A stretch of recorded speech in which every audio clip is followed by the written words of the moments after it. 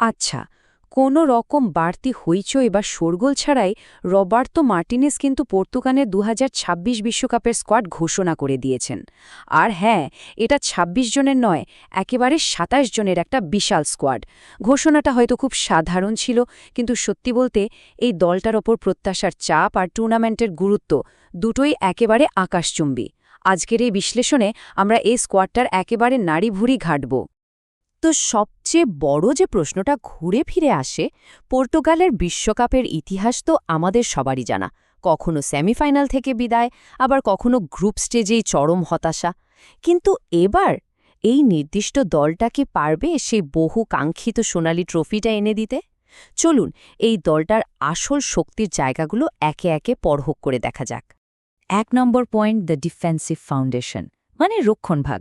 The greatest show on earth জিততে হলে তো সবার আগে একটা দুর্ভেদ্য দেয়াল দরকার, তাই না? চলুন মাঠের একেবারে পিছনের সারি থেকেই শুরু করা যাক। ১৯, হ্যাঁ, সংখ্যাটা একটু মাথায় গেঁথে নিন। এটা হলো গোলকিপার ডিওগো কস্তার ক্লিন শিটের সংখ্যা। অনেকেরই হয়তো মনে হতে পারে পর্তুগালের গোলবার খুব একটা সুরক্ষিত নয়, কিন্তু ডিওগো কস্তা এই মৌসুমে লিগা পর্তুগালে ৩৩টি ম্যাচ খেলেছেন। আর জানেন গোল হজম করেছেন কয়টা? মাত্র ১৫টা। আর ক্লিন শিট রেখেছেন অবিশ্বাস্যভাবে ১৯টি ম্যাচে। মানে বুঝতেই পারছেন, গত ৩ মৌসুম ধরে তার এই কনসিস্টেন্সি। আসন্ন বিশ্বকাপে পর্তুগালের জন্য এই মানুষটি হয়ে উঠতে পারেন আসল গেম চেঞ্জার। তবে রক্ষণের আসল চিত্রটা কিন্তু বেশ ইন্টারেস্টিং, একটু অদ্ভুত বলা চলে। একদিকে সেন্টার ব্যাক পজিশনে রুবেন দিয়াসের মতো তারারা খুব একটা ফর্মে নেই। ব্রাজিল বা আর্জেন্টিনার মতো হেভিওয়েট সেন্টার ব্যাকের একটা অভাব এখানে স্পষ্ট। কিন্তু অন্যদিকে ফুলব্যাক পজিশনের কথা ভাবলে কিন্তু চোখ কপালে উঠবে। ওয়াও, ক্যানসেলো আর নুনো মেন্দেসের মতো world class player. Nuno Mendes তো পিএসজির হয়ে চ্যাম্পিয়ন্স লিগের ফাইনালে খেলছেন। ভাবুন তো, ক্যানসেলো আর মেন্দেস যখন দুই পাশ দিয়ে অ্যাটাকিং থার্ডে ওভারল্যাপ করে উঠবেন, বিপক্ষ দলের ডিফেন্সের জন্য ব্যাপারটা কতটা আতঙ্কের হবে। Point ২, the engine room and elite midfield. চলুন মাঠের আরেকটু উপরের দিকে যাই। সত্যি বলতে এটাই সম্ভবত এই পুরো দলটার সবচেয়ে শক্তিশালী এবং বিধ্বংসী জায়গা। নামগুলোর দিকে একবার নজর দেয়া যাক। রুবেন নেভেজ, ভিটিনিয়া, ব্রুনো ফার্নান্ডেজ আর বের্নার্দো সিলভা। মানে আক্ষরিক অর্থেই এই মুহূর্তে এই মিডফিল্ডকে টুর্নামেন্টের অন্যতম সেরা বা এলিট মিডফিল্ড বললে কিন্তু একটু বাড়িয়ে বলা হবে না। ভিটিনিয়া তো চ্যাম্পিয়ন্স লিগ জয়ের একদম কাছাকাছি, আর ব্রুনো ফার্নান্ডেজ প্রিমিয়ার লিগে এক মৌসুমে সর্বোচ্চ অ্যাসিস্টের রেকর্ড গড়েছেন। বের্নার্দো সিলভাও যেকোনো বড় মঞ্চে লড়াইয়ের জন্য সবসময় মুখিয়ে থাকেন। আর্জেন্টিনা, ব্রাজিল বা ফ্রান্সের মতো ফেভারিটদের সাথে যখন পর্তুগালের লড়াই হবে, তখন এই মিডফিল্ড লাইনআপটাই কিন্তু পুরো টুর্নামেন্টে পার্থক্য গড়ে দিতে বাধ্য। ৩ নম্বর point, the attack and the captain's sixth world cup. মিডফিল্ডের পর এবার forward line. Joao Felix, Rafael Leao, Pedro নেতোর মতো দুর্দান্ত সব তরুণ ট্যালেন্ট তো আছেই, কিন্তু এর পাশাপাশি এই দলে এমন একজন আছেন যিনি নিজের ষষ্ঠ বিশ্বকাপ খেলতে যাচ্ছেন। হ্যাঁ, ঠিকই ধরেছেন। এবার সেই বহুল চর্চিত প্রশ্নটা আসতেই হয়, ক্রিস্টিয়ানো রোনালদোর যুগ কি তবে শেষ? বয়স ৪০-এর কোঠায়, কিন্তু বিশ্বকাপ জেতার যে অদম্য ক্ষুধা, সেটা বোধহয় দলের অন্য সবার চেয়ে তার মাঝেই সবচেয়ে বেশি।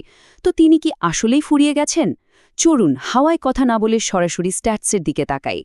এই পরিসংখ্যানগুলো দেখলেই কিন্তু সব প্রশ্নের উত্তর পাওয়া যায়।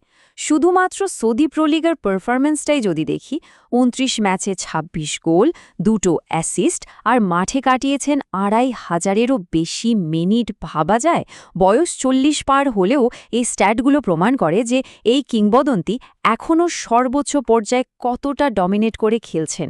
এই নাম্বারগুলোই বলে দেয় পর্তুগাল যখন মাঠে নামবে, তখন সামনে থেকে নেতৃত্ব দেওয়ার জন্য এই মানুষটিই থাকবেন। Point ৪, the preparation and the path.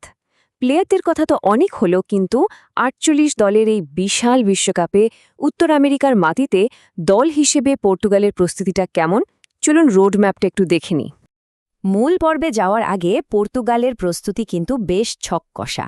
মেক্সিকোর আস্তেকা স্টেডিয়ামে তাদের গোলশূন্য ড্র এবং ইউএসের মাটিতে খেলার মূল উদ্দেশ্যই হল সেখানকার কন্ডিশনের সাথে নিজেদের পুরোপুরি মানিয়ে নেওয়া।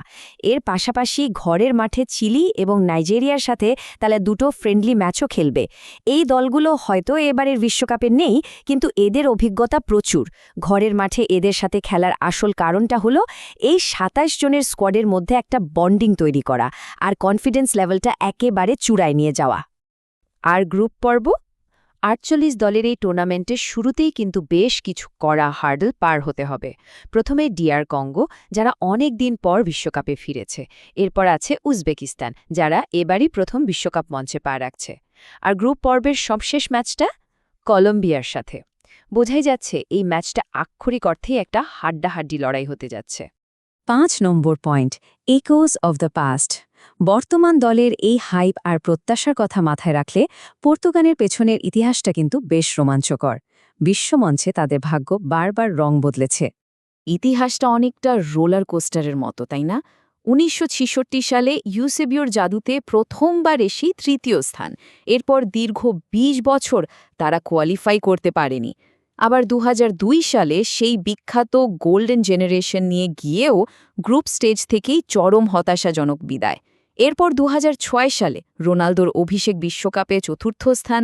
অতীতের এই উত্থান পতনের ইতিহাসই বুঝিয়ে দিচ্ছে ২০২৬ সাল পর্তুগালের জন্য হতে যাচ্ছে নিজেদের প্রমাণ করার আল্টিমেট একটা টেস্ট। তো সব মিলিয়ে আসল বিষয়টা কি দাঁড়াচ্ছে? অনেকেই হয়তো বলবেন যে রোনালদো নকআউট স্টেজে গোল পান না, কিন্তু সত্যিটা হলো এই আধুনিক পর্তুগাল স্কোয়াডে এখন এত বেশি ফায়ার পাওয়ার আছে যে রোনালদো নিজে গোল না করলেও খুব একটা সমস্যা নেই। ভিতিনিয়া, ফেলেক্স, লেয়াওদের নিয়ে গড়া এই দলটার নিজস্ব শক্তিতেই যে কোনো ম্যাচ বের করে আনার এবং শিরোপা জেতার পুরো সামর্থ্য রয়েছে। আমরা একেবারে আলোচনার শেষ প্রান্তে চলে এসেছি। এই দুর্দান্ত মিডফিল্ড, ওয়ার্ল্ড ক্লাস ফুলব্যাক আর সেন্টার ব্যাকে কিছু ছোটখাটো দুর্বলতা, সব মিলিয়ে এই এলিট স্কোয়াডটা তাদের এই ফাইনাল ড্যান্সে ঠিক কত দূর যেতে পারবে, এই প্রশ্নটাই এখন সবার মনে। এই দলটার বিশ্বকাপ জেতার সম্ভাবনা আসলে কতটুকু, সেই উত্তর খোঁজার দায়িত্বটা বরং তোলা থাকলো। এতক্ষণে বিশ্লেষণের সাথে থাকার জন্য অসংখ্য ধন্যবাদ।